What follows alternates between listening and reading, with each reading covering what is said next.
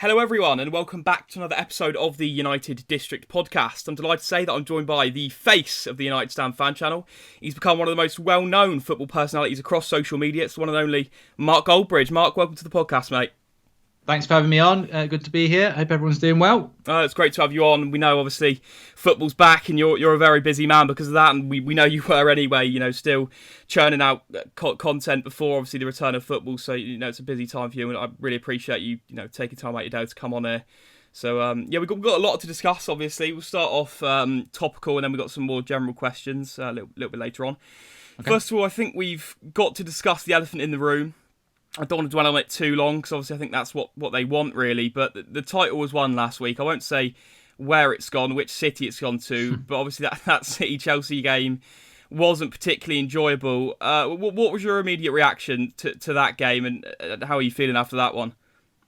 So pleased with United on Wednesday night. And I'm not going to get carried away because I've seen United perform really well and then we get disappointed the following week. I mean, so many countless examples of that. But then I was like, the Chelsea-Man City game was just absolutely convinced that Chelsea would not win that game. And then Man City don't turn up. And looking back at it, I think I was quite naive, and maybe we were as United fans, because Man City just did what Man City do. They mercenary City. They just couldn't be bothered. That was not Man City. And I give credit to Chelsea. They played very, very well in doing what Ollie did to City effectively, which is hit them on the break and defend deep. But that wasn't Man City. It wasn't even a glimpse of Man City. And then it leads to Liverpool winning the title.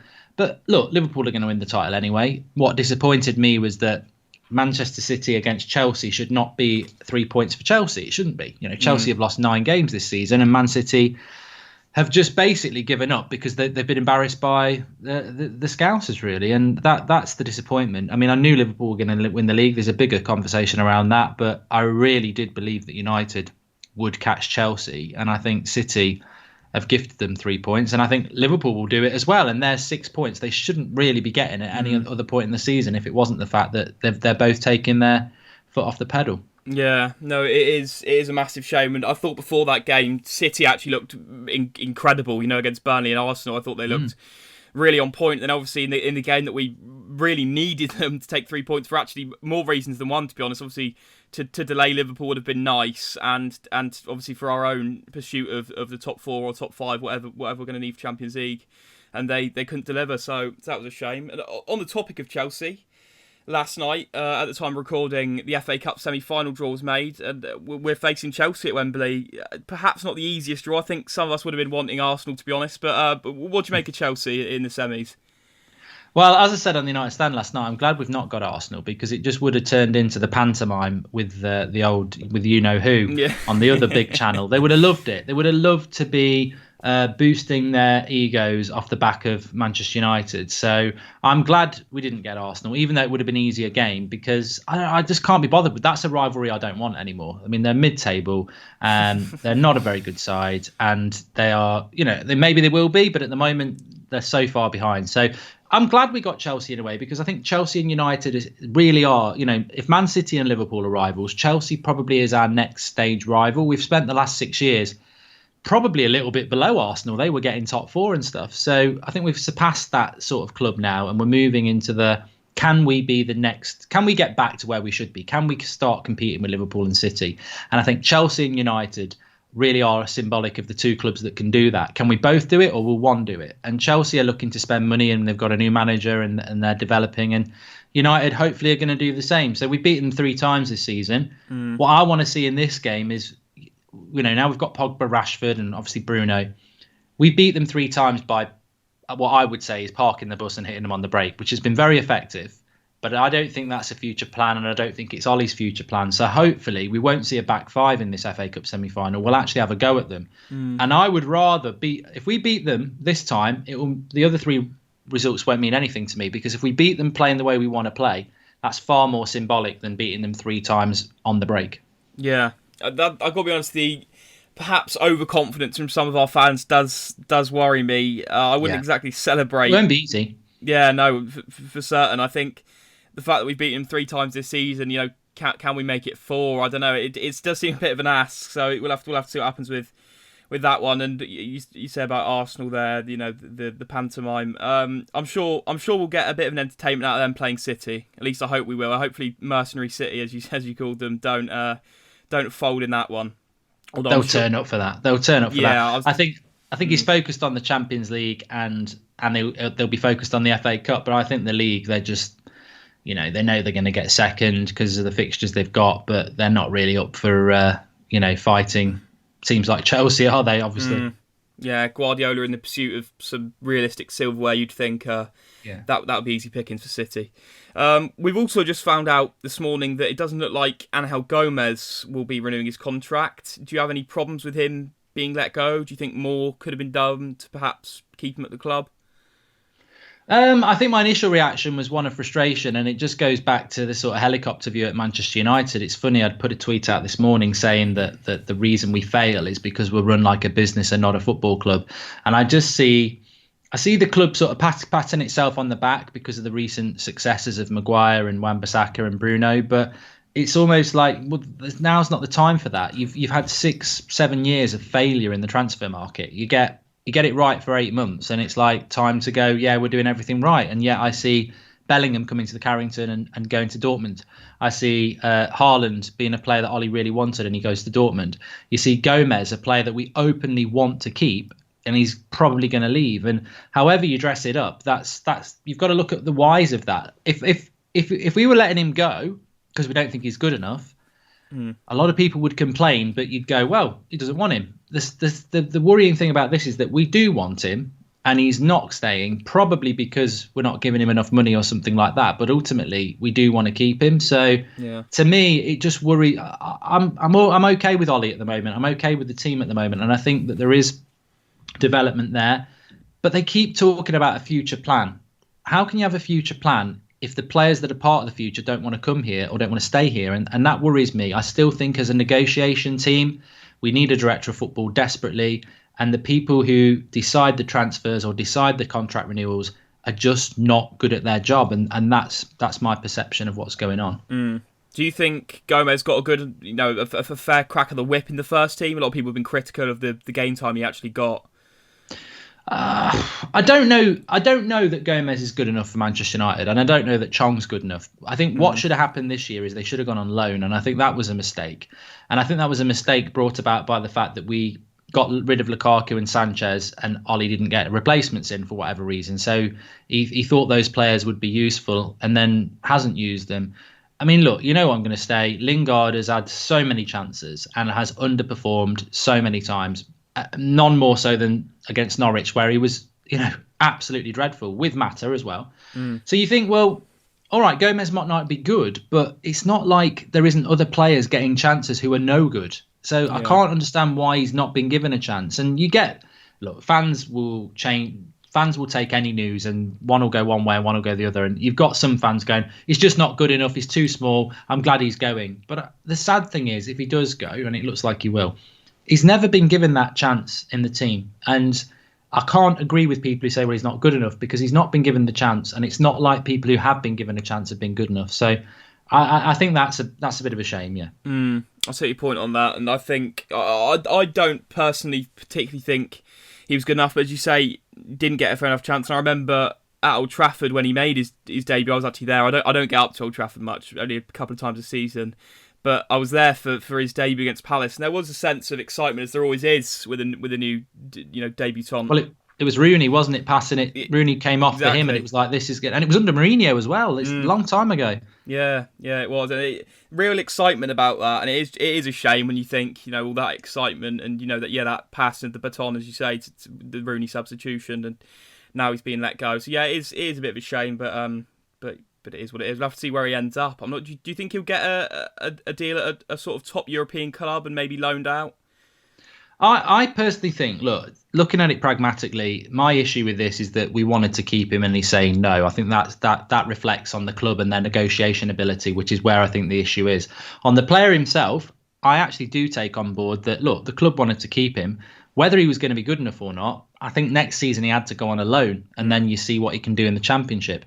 I'd be very surprised if he does go to Chelsea, even though a lot of people think that's where he's going to go. I think if he went to a Benfica or a Spanish club. I mean, look, dream scenario for him would be someone like Barcelona, because I think in that sort of team where they are very much about moving the ball on the ground and it's a little bit more space, I think that's where he could develop into a player. I'm not sure he would blossom in the Premier League, and I think that's probably what you think as well. But so I think a move abroad would do him good, but I only think Spain or Portugal. I think if he's going Italy or France or the Premier League, it'd be very interesting to see what his career becomes. Yeah, no, I agree with you. I think a technical game obviously does suit his sort of build and his perhaps the criticism of his size a bit more. So, yeah. I agree with that one. Moving on to some more personal questions, I should say. No, nothing too personal, but that's fine. Why did you start the United Stand first of all, and what are your future aspirations for the channel? So I mean, I started it because look, I've always loved fan opinion and fan conversation, from when I was at school to down the pub to on your lunch break when you're at work. I would always gravitate to lads who talked about football. I do know people who don't like football, but the conversation is somewhat it's difficult at times. Whereas football, it doesn't matter whether someone supports Liverpool or Chelsea or whatever.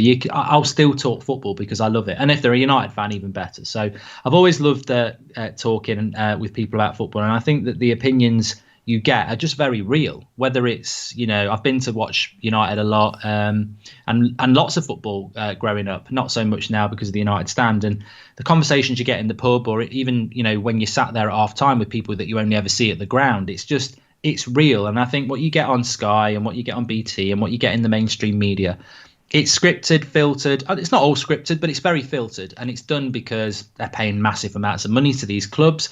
They know these players, and therefore they can't say what they like. But as a fan, you're so passionately ingrained in your club, and you will be honest if you play bad, or if a player plays badly, or there's a bad result. So I love that, and I just didn't think that there was anything out there, especially for Manchester United fans, doing that. So that was my idea. I used to spend a lot of time on like the old forums, and it's just not interactive. It's not quick enough. So I thought, YouTube, let's just start doing a Sunday night show. And we did it for about 6 months, and we got really excited when we had 100 people watching eventually. And then it sort of grew from there. So, look, the tagline is real fan opinion for real fans, which, people can take that however they want. But that is ultimately what we were looking for, was to just get the conversation going like we are having now, and between fans who are really interested in football. And there's loads of people who have that. And I just think it's now become its own area where obviously you've got your podcast and your socials, etc., and we've got the United Stand, and where it's going to grow out to, I don't know. It's surpassed massively anything I ever thought. I remember we got 50,000 subscribers on YouTube, and 50,000 followers on Twitter, and it was like, wow. So that just shows you, I know where we are now, but I was like, I couldn't believe we hit that. So where we go to, I don't know, but it's been an enjoyable journey, but obviously it's had its challenges as well. No, for sure. And you say there about the sort of authenticity of fan opinion. One thing that some people have perhaps been critical of is the sort of perceived negative, in sort of quotation marks, attitude adopted by some of those who feature on the United Stand, and it's the same on Twitter and the same on Arsenal Fan TV, for example. A massive thing that's always been aimed at them is that they're opportunists who are being negative for the sake of it. This is something that I've been bashed for as well, by the way, on Twitter, and I'm very I think everyone knows where I stand on it. How would you respond to those sort of criticisms about the negativity? Look, I think at the end of the day, there's no point, dressing it up anyway. There are people in the Manchester United fan base who don't like the United Stand, the United Stand probably is symbolic because it's the biggest, but there's lots of other outlets, there's lots of other Twitter accounts who have similar views, and there's people within the United fan base who just don't like that. And however we dress it up, they will never like us, and I think I know why they don't like us, and I don't think it's anything to do with our opinions. I think it's to do with the fact that maybe for some, we're not from Manchester, so that you get the lies about who you really support, which all of us on the United Stand are Luton, Arsenal or Forest fans, which is just, bigoted nonsense. You've got some people who just don't like the success of it, some people who just don't like negativity around their club at all, all opinions, and that's ultimately what it's all about. But I mean, look, I know Robbie, I know AFTV, and they've done a great job. I think the United stand is completely different. I think that, when I watch their watch-alongs at the moment, when they're all in a room, we could have done that. I have got no interest in doing that. The watch-along we do has always been the way I do it. And that's not because I don't think Flex or anyone else could do it, but I like what we do. And we've done that for years. It's like me, and it's a live chat, and that just works. I think the AFTV approach is a bit pantomime. And I don't think it's scripted at all, but I think you leave yourself wide open to that. When a goal goes in and you've got 6 or 7 or 8 people there, it's just competition for who can do the wackiest thing. And I think that is why you're always going to get criticised. And I don't think Robbie cares, but, I think he would take that on board, that you are going to get criticised, and he'd say, I don't care. But what frustrates me is that obviously we had the thing with Rants a couple of weeks ago. And look, that was very, that was a very hot topic. And people are like, why is he still on the channel? And I'm like, well, for one, I'm not going to kick somebody off the channel for that. It wasn't said on the channel. It wasn't, it was addressed on our channel, but it wasn't said on our channel. And obviously, if he'd said it on our channel, there would have been, deeper ramifications from that in relation to the chat that we'd had. But he came on the channel and he said what happened. And ultimately, realistically, I don't agree with half of the things he says, probably more. I mean, I think his opinion on Luke Shaw is ridiculous, but it would be totally against what we're meant to be about to start kicking people off because they've got a different opinion to what somebody else has got. That's the great thing about the fan cams after the game, is that you might have 2 or 3 people that you really like listening to, and there might be 2 or 3 that you just think they talk out the backside, really. And ultimately, the channel's doing what it's there to do. Then, there are lines that people can cross, and I think obviously people have skirted close to that line, and obviously people could be removed from the channel if they went over the line. But I mean, realistically, I think a lot of people just get very angry because people have a different opinion to them, and then you're generating what you want, which is people to have their own opinions. But unfortunately, some people just take it beyond that to obsessive levels. And look, I get called negative. It gets called the negative stand. I find it hilarious because ultimately I've never been negative. I have said Ollie out after the Burnley game, and I said why. Then we bought Bruno, and I was like, look, this is the player we should have got. Let's see what happens. And surprise, surprise, it's worked well. But ultimately, any negativity I've got is always because I want Manchester United to be back where I know they should be, where I've seen them be. That's not negative. That's saying things are going wrong at our club. And as we were just saying there, I still have massive concerns about the ownership and negotiation status. And I feel that every manager, including Ollie, is always doing it with one arm tied behind the back. If that's negativity, then I don't want to be positive because we're not where we should be. No, I completely agree. I'm completely with you on that. And those sort of criticisms are something that I've been met with as well. The sort of you're being too pessimistic and that sort of thing. But it is quite surprising when you think that you're being sort of directed with that. And there's so many more, really negative. For example, the LUHG accounts, which I'm sure you're aware of, that their presence is always there on my timeline, whether I follow them or not. But yeah, no, it's surprising. Everyone's opinion is their opinion, and I think you've just got to respect that and taking the different viewpoints as much as possible. Back onto United. United Dino asks, realistically, where do you think United will finish in the league, and is it possible for us to win the Europa League and FA Cup? I said during lockdown, I thought United would finish 3rd and Chelsea would finish 4th. I think that, I would not have predicted City do that, and I wouldn't predict that Liverpool will lose to Chelsea. And unfortunately, if Chelsea do take 4 or 6 points from those, and they've already taken 3, it might make it hard for us to get that 3rd spot. I took it on the fact that teams would continue to perform how they have been, and I think that catching Chelsea is difficult now because of that result against City and what I think will happen against Liverpool. But I think Leicester, and that does make top 4 harder for United, but I do think Leicester are gettable. 6 points is 3 if we beat them, and we've just got to keep winning our games, and I think we will do that. So I maybe not 3rd anymore, but I certainly think we'll be in top 4.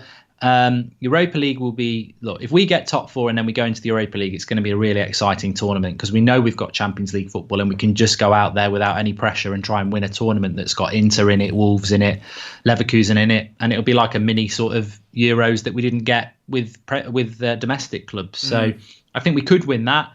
I think the FA Cup, funnily, is probably the hardest of the lot to win, and probably the one I don't really care if we win it. I mean, obviously, I do want to win it now we're in it, and if you beat Chelsea, you're playing City, so of course you want to win both those games. But the priority for me would be Champions League and the Europa League, and then if we get to the FA Cup final and we win it, great. Yeah. No, I agree with you there. I think, definitely, winnable, the Europa League. FA Cup is going to be a tough ask. I think Chelsea, as we know, are perhaps doable, but won't be easy, as we saw with their performance against City. And then in the final, we're gonna perhaps meet Manchester City. I mean, if Arsenal somehow get their way past City and we get past Chelsea, then I'm really very confident. I got to be honest. Although the Arsenal fans will say that they beat us last time out, so.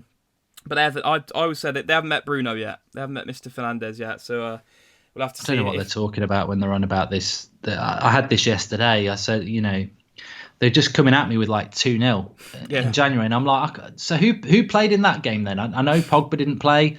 I know Bruno didn't play. And they're just deluded. They're deluded. They were. If City beat them, I'd be stunned. I really would. I mean, unless, like you said earlier, if City don't turn up, then maybe Arsenal can do something. But they are absolutely crap. I've seen them play probably 3 times in the last sort of 2 weeks. And Sheffield United should have beat them yesterday. Southampton should have beaten midweek. So, confidence before a fall with them. But they'd love that. They'd love a final against us. They'd build that up like it was another Invincible, I think. Yeah, for sure. One debate that's been very prominent in recent weeks is that of Dean Henderson versus David De Gea. It's actually become a bit of a scoring points match really between each side. How do you think United should approach that ultimatum? And do you think it should how do you think it should be dealt with? Do you think another season for De Gea, then reassess? I think that it's always sad when you've got United fans arguing about United players. Like, I think we'll see it with Pogba and Bruno. We see it with Rashford and Martial. We see it all the time. And I think that I don't get the De Gea turnaround in relation to the amount of United fans were saying, let's get De Gea out of the team and bring Henderson in. I think, look, my stance is that De Gea is the best keeper and De Gea should be in goal. And I think Henderson has probably shown that he's not ready for it yet, because he's been the best goalkeeper in the league. And then as soon as he gets mentioned for United, he has 2 really bad games not bad games, but makes two or three big mistakes. So that in itself shows that playing for United is going to be far more pressurised than Sheffield United. But I think he's got a great future. The only thing I would say is that, I probably agree with you. Let's see how De Gea is over the next year. And then next year, obviously Henderson on loan, but next summer we look at the situation, because the talk of removing De Gea for Henderson it's far bigger than that. It's a bit like Alexis Sanchez. It's like David De Gea has just signed a new contract on about 350 grand a week, and United wouldn't let him go for any less than about 70 million. Well, who's buying him and who's paying those wages when he's not apparently playing well? So that's not going to happen. So are you going to put him in the reserves? I'm pretty sure his contract probably says he's number 1 while he's at the club. So I do think we wander down fantasy lane sometimes in relation to, let's just do this, let's do that, or let's swap him for this or that. And the reality is, by giving De Gea that contract, United have basically guaranteed that he's the number 1 for the next 2 years. So he will be number 1 next year, and then maybe there might be something to do next year. But for me, I think, De Gea is probably where Martial was and where Herrera ended up and where Gomez has ended up, where this silly approach of letting contracts run down takes no account of players and the football pitch and takes total account of the bank account within the club, because De Gea's concentration levels started to go when his contract was running down. And I don't, as I said with Henderson, he's made a couple of mistakes since we've been talking about him being United manager. And I think in high level sport, one little drop in concentration will have ramifications. So I think we'll see the best of De Gea. He's only 29, and I think De Gea can get back to what he was. And if he can get back to his one, I think, look, everybody should hope that De Gea can get back to what he was. And at his age, of course he can, because if he does, he's one of the best goalkeepers in the world. But I would agree with you, what you were saying there. I think give him another year and let's see what happens. And I think within that year, we'll start to get the real De Gea back. Yeah. No, I completely agree, and I think one thing that I've been very sort of stubborn on is that I don't think a goalkeeper of his age doesn't just lose it overnight. I don't think that's something that you just drop, at the click of a finger, and he loses that ability. And I spoke on the last podcast to John Harrison, who's an expert on sort of goalkeeping and analysis on that sort of thing, and he was very magnanimous about De Gea and said, his numbers aren't what they were, the super numbers of perhaps, the 17-18 season and stuff like that, but he's still, doing a good job. And although he has these lapses in concentration, I think there's something that he still can iron out. And, as you say there, we hope he returns to his best soon. Yeah, definitely. And one player who's been on excellent form recently, before and after lockdown, to be honest, sort of this year, is Nemanja Matic, who's a new man, really, to be honest. I thought, I've got to be honest, at one point last year, I think we all thought that his legs had maybe gone and he was perhaps done at the top level, but he's been excellent. And United Sem asks how we should go about replacing Matic, because obviously he is getting old now. We need someone in that midfield to free up Fernandes and Pogba if we want to play that midfield three. Sem asks, do you think we should dip into the transfer market to do that, or look to the academy for someone like perhaps James Garner?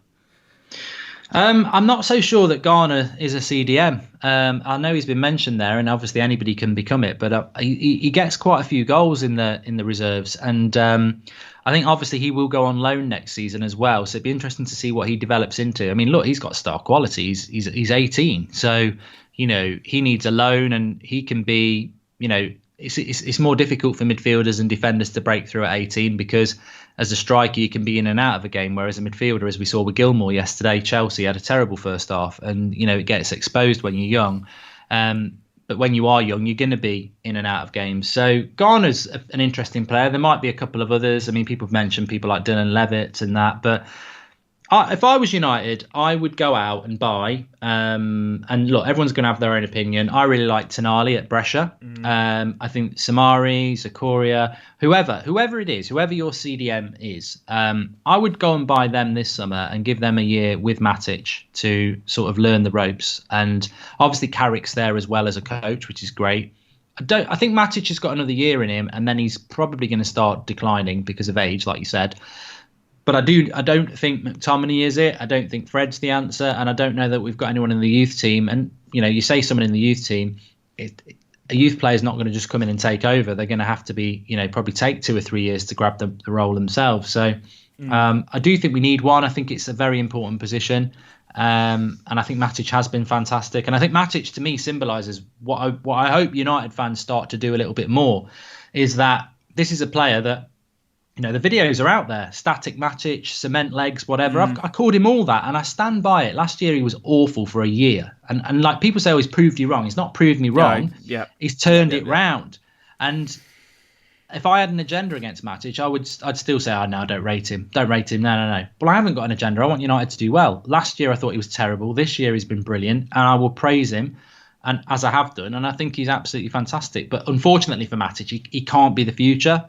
And if we're not winning the title for another year, 2 years, 3 years, he won't be part of that. So we've got to have a contingency. And for me, it would be dip into the transfer market and get somebody who doesn't come and kick Matic out straight away, but comes in and has the potential to do it and shares the role with him. Because Matic won't be able to play 60 games next year anyway. And I must say, I completely agree with what you say there about, last year I was the exact same with Matic, and I was very critical last year of a lot of players. Marcus Rashford, another one, and people digging up old screenshots and stuff like that, trying to make. You can't change your mind. You can't change your mind, Henry, when it comes to football. Apparently, it's mad. No, exactly. I know, and people get digging through their archives, don't they, with their glasses on and a glass of wine, digging through your old tweets to try and make you look silly. Yeah. But no, I completely agree with that approach to things. Opinions do change, and that's got to be accepted. I was going to ask, I think one player who I massively like to replace Matic is Declan Rice of West Ham. I know a lot of people, he does divide opinion, I think. Yeah. With a very high price. What do you think of Declan Rice as a potential replacement? I've changed my opinion on him a little bit, because I think that I don't want to be, I can be quite stubborn on things, but I think actually I do think lockdown is such an elephant in the room as well. But it definitely has changed my approach, in the sense that I don't really want to be, and I was trying not to be anyway, but I don't really want to be that pig-headed, stubborn person. And I see certain people on the United stand who I look at and I think, oh God, was I like that before lockdown, sort of thing. So I don't rate Declan Rice, and but I can't say I've seen loads of him. I've probably seen him play 6 games this season. I'm going to watch him play against Chelsea on Wednesday, actually. I'm looking forward to it. Because he might be, yourself, and there are people out there who I respect, that I think, well, you know what? They see something in it. And what I would say about Declan Rice is I don't particularly rate him, but he's ridiculously young. He's playing in the Premier League. And there are people out there who do rate him. So there's something there. And it could be like McTominay. I couldn't understand McTominay at all. I was like, why is Mourinho making up awards for him? Why is he getting picked? I don't rate McTominay at all. But in the back of my head, I was like, Sir Alex really likes him. Carrick really likes him. And now you're starting to see, oh, right, there is something there. So Declan Rice could be that. And also, if West Ham get relegated, why would we not do that deal? Because you'd probably get him for about 40 million. And, he's younger than I think. Is he like 20, 21 or something like that? So, I'm not going to say no. He's not.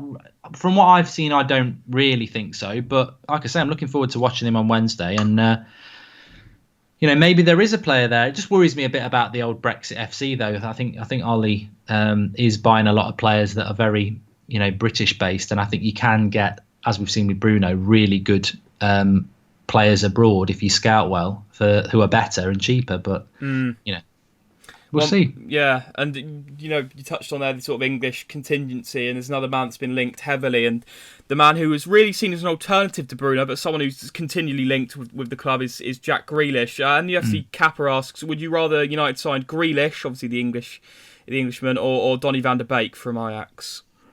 I think Van der Beek's better. I really do. I think his pedigree's better, but then you've got the risk, and I think he'll be cheaper, and he's younger. So, and look, I think he's a player that could play for Barcelona or Real Madrid. So why would United not want him at their club? So I would, if I'm asked right now, I would take Van der Beek. But then you've got the risk of, look, there are players that have come from Holland have done well, but there's been players that haven't done well. Jack Grealish, look, I think if you'd asked me 3-4 months ago, I would have said Maddison's better than Grealish. Now I don't. I think Grealish is, I've seen him play a lot recently. And before lockdown, saw him a few times. His stats were better than Maddison, and he's doing it in a terrible side. Like Villa are rubbish. So he gets fouled a lot. He's the only player in that team who's got any creativity, and yet he's still managed to outscore Maddison for goals and assists in a team that's a relegation side. So I think if we end up with Grealish, I'd be very happy. I think he's a talented player. He's got the right attitude. He's a captain of that club. He's a leader. And ultimately, he'd be coming into United as a bench player who has the potential to put, hopefully the motivation and hunger to push somebody out. I mean, he's not going to be ahead of Bruno or Pogba or Matic for me, but as we saw against Norwich, you'd start him in that game. And I think he would hopefully have the passion to want to get himself in the first team. So I think it'd be a good signing, Grealish. And I know for a fact United I'd say he's probably the number one player they're looking at in the midfield. Whether that happens or not, look, depends on a lot of things. But I would like Grealish at United. Yeah, no, I've got to say I'm a massive fan of Jack Grealish as well. But Van der Beek as well, obviously, an excellent player. It's just whether Van der Beek is really what we need would be my argument. And I've asked quite a few people. We had the European lad on a few weeks ago who's an Ajax fan to talk about Van der Beek, and I said, do you think he has the sort of ability to replace Matic and play as that sort of solid, lone, almost pivot DM type sort of player? And he said he does have that, but I don't think that's what. And he said that's not what he's best suited to. More of an attacking player, really, and a sort of free playmaker in that midfield. And the only thing I'd say is Grealish perhaps more versatile. If you're looking at these two as squad players, really, which is what I think they'd be, as you said there, wouldn't get in ahead of Matic, Bruno, Pogba, but would play in the sort of the Norwich game and the rotation games. I think Grealish is more versatile in that sense that he can play on the left, probably maybe could play out on the right, but can play at 10 as well very well, and maybe even in the midfield 3. So that's what I think. Grealish is better in that sense. But either or, to be honest, both excellent young talents who as you said there would welcome to United with open arms, to be honest. United Ryan asks your realistic ideal lineup on match day 1 for the 2021 season. De Gea in goal, Wan-Bissaka, Maguire, and God, it's so hard because I do like Lindelof, but we're not winning a title with Lindelof and Maguire. Over a season, they will cost you goals because of their lack of pace, like they did Spurs and many other games. So But I don't know that Bailly worries me. I know he's got the pace, but he worries. I'd love to think it would be Twansebi, but can he get fit? So that centre back position, I'd probably got to say Lindelof. Luke Shaw left back, Matic holding the midfield with Pogba and Bruno, Rashford on the left, Martial up front, and Sancho on the right. Yeah, there you go. Lovely. I know you're very magnanimous about Luke Shaw, someone who's been taken massive flack off the entire fan base. I think it's fair to say everyone's given Luke Shaw a bit, to be honest, apart from you. I think I must say you've been very supportive of Luke Shaw. Do you genuinely think Luke Shaw is the man to be part of a title winning squad, or do you think is he good enough for that level? I think he does need to add goal assists to his game in the final third, but I don't. I'm happy to have a conversation about Luke Shaw. Is he a very good player or is he a top class player? I'll have that conversation. But the conversation I just can't relate to is, I think he's a top class left back in the making. I think at the moment he's very good, but a lot of people think he's absolutely crap. And I'm like, I just can't get into that conversation because I don't know what you're talking about. Like, I don't see it. I think that he defensively was our best centre back when he played in a back three. I think as a left back, I go back to that game against City where Mahrez was turning Williams inside out and he brought Luke Shaw on and he just pocketed him straight away. So defensively, I don't think he gets the credit he deserves. I think he's a very, very good defensive left back. Going forward, he's actually very good at, like that game against Norwich, he was very good at it, where you're playing against 10 men and he just keeps the ball moving. Move the ball and find the space. And I think because he doesn't take people on and he doesn't whip across in, we've got this modern phenomenon that you've got to be like Trent Alexander-Arnold. And for me, I think Wan-Bissaka's the better right back because he actually does his job, which is defend. So again, I think Luke Shaw and Wan-Bissaka do need to add more going forward because United's always been about width, and I understand that. And there's probably a better left back out there for United, but is it a priority situation? No, we've got other priorities. Is Williams better than him? Not yet. So for me, I'm very happy with Luke Shaw as our left back, and I still think that he can get better, even though at his age you'd say, well, is he hitting his sort of ceiling? But I still think he can get better. He's overcome the injury problems. People talk about his weight, and yet he's one of the quickest players in the club. So I don't know. I wish we didn't have this in the club. I really do wish we didn't have fans who can't change their opinion on a player. And there's certain people in the United stand who are two or three who are like this about Shaw, and I'll say it to their face. I don't get why you can't give him a bit of credit, but I'm very happy with him. I think he's not a problem for us. It's not an area I would be looking to spend money on when there's 5 other positions I would. No, I've got to be honest. I've been very critical of Luke Shaw as well. But this, as you say, this sort of season and this year specifically, you touched on when he played in that back three. And obviously had a bit of cover there, played on sort of the wide left bit with Harry Maguire down the middle. I thought, he looked very good in that. And I remember at Anfield, actually, in the game that we unfortunately lost. I think it was 2-0. I don't really remember. We don't talk about it. But Shaw was excellent in that game. I remember specifically. And, this season he has been much better. And whether I think he's good enough to perhaps play the title side and, a top side, I'm not sure. But I respect that what you're saying there, in that there's many other positions to look at first. Obviously, right wing being one of them. What other positions do you think we should target first and foremost? Obviously, right wing is the priority. Where else do you think we should look at? I think right wing definitely. CDM is probably the thinking person's priority, because I think we needed that last year and we didn't get it, and we're only not talking about it now because Matic has had a renaissance. So as much as Matic is great at the moment, he could drop off. He's done it before, so then that position becomes a problem. So CDM, right winger. I don't like the Ighalo deal. I don't. So I would say striker, but the ship has sailed because it should have been Werner. I do like Ighalo, but I don't like the deal. I don't like keeping a player halfway through a season. I think, again, it's about saving money. He's 31. I'd be worried if Martial got injured and then Ighalo's playing every week, to be honest. I think he's a good bench player, but I don't think I think you need a bit more competition. But hopefully, Greenwood looks a top player. And probably the position we were talking about, the midfielder who's got some diversity in relation to, they can play attacking midfielder, box to box. And I think, your Grealish or your Van der Beek could do that. So, the midfield, 2 midfielders, with different roles, a right winger, a striker, potentially then a centre back, because I think have we got the centre back to play next to Harry Maguire? I don't know. I think Lindelof is a very good centre back. I just don't think they work as a combo. So yeah, they'd be the 5 positions I'd be looking at if I had the money to do it. Yeah. You touched on the striker position, which is an interesting one. A lot of debate over that one as well. And obviously the Ighalo deal did divide opinion, especially at the beginning when he first came in on loan. The extension, not so much, I think. It's interesting that you say, you weren't a massive fan of that. I think it's a tough one, the striker position, in that when you go out and sign a striker, I think at Manchester United, if you're going to sign a backup, it's very hard to do that because wherever you're going to sign the backup from, they're probably a starter at that original club. For example, you touched on there Timo Werner. Would you have brought in, I should say, obviously he's now unavailable due to going to Chelsea. Would you have brought him in and started him ahead of Martial and rotated them? Or how would you have, dealt with that, with Werner?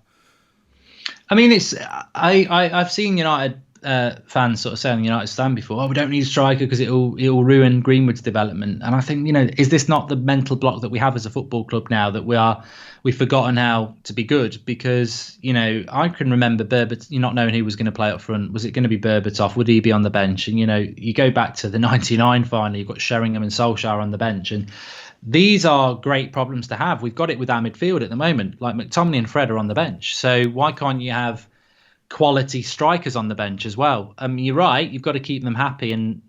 But if we'd bought Werner, then it's like, well, if Martial's on the bench because Werner's better, or likewise, or Martial goes to the left and Rashford goes to the bench. These are the problems that you want to have, and I think this is where it went wrong against Norwich. We played really well against Sheffield United.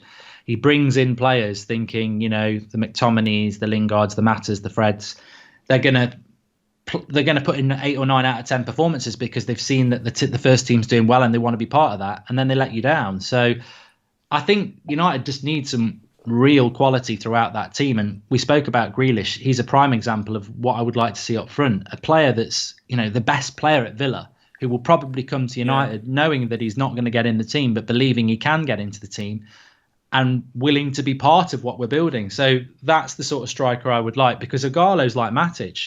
He can't be part of the future. So we've got to find a solution there at some point. And anybody who says, well, it's Greenwood, that's ridiculously thin to just have Greenwood and Martial. And, I don't think Rashford plays well down the middle anyway. I think you need at least 3 strikers. And at the moment, we've got Martial, Ighalo, and an 18-year-old who, you want to develop, not put the pressure on. So I would have liked us to bring a striker in. I would have took Werner. And I think there's a lot of strikers around at the moment, whether it's Jimenez or Ighalo or Osman or, there's loads. There's absolutely loads. But United obviously have decided to stick with a player that, let's be honest, Ighalo's been a revelation, but it was an absolute panic buy that could have gone the other way very easy. Yeah.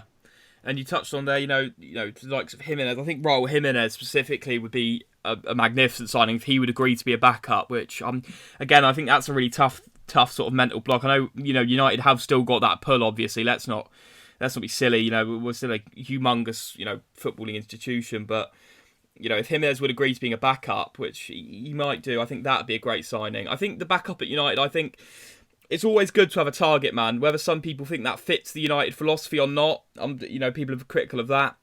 I think a target man to have off the bench is the best thing. And that's why I was actually quite happy with the Garlic ones, because I think, even though he is this sort of, as you say, aging, 31 years of age, not for the future really, at least he's a different profile to what we've got. And I think the other option who was discussed heavily in January was Josh King, who I think, would have been an awful signing in my eyes. Despite him being a little bit younger than Ighalo, I don't think his profile was anything different. I don't think he would have added anything really, Josh King. I don't know where you stand on that. No, I'd be totally opposed to that, because he'd be a player that would probably be here for 4 years. And I worry about that with Ollie a little bit, because it's this whole story around, is it Solbakken and agents that he knows, and I think I think Igalo's agent is very close to Solbakken, and he's very close to Ollie. The same with Josh King. United can't be doing mates rates. You go and get, if you don't know the agent of a player that you want, you get to know them. You don't start doing deals because you know people. And I think that Josh King deal sort of stunk a little bit of him being Norwegian and friendships, and this would be a deal he wants to do on the final day. Look, I think Igalo works for now. I would have been happy for Lukaku to stay if he'd have stayed on the bench. I didn't want him to start, but you want the best player you can get on the bench who's happy to be on the bench. And you're right, it's a balancing act about getting players who want to do that. And at the moment, Igalo does a good job there, but it's a very weird deal. I think surely we're going to extend him in January, because what if we have a really good season next year and we get to Christmas and we're in a race for the title, and then Igalo's off, and you're like, you get a couple of injuries and you just limp towards the end of the season. That's what I don't like about the deal. I don't like this whole January thing. It's just a really weird deal. If surely he's going to stay to the end of the season. Yeah, no, it is a weird one in that sense. I understand what you mean. And finally, we've got a question from United Excellence with probably the best question of the podcast, to be honest. What's your favourite pizza topping? Personal preference, of course.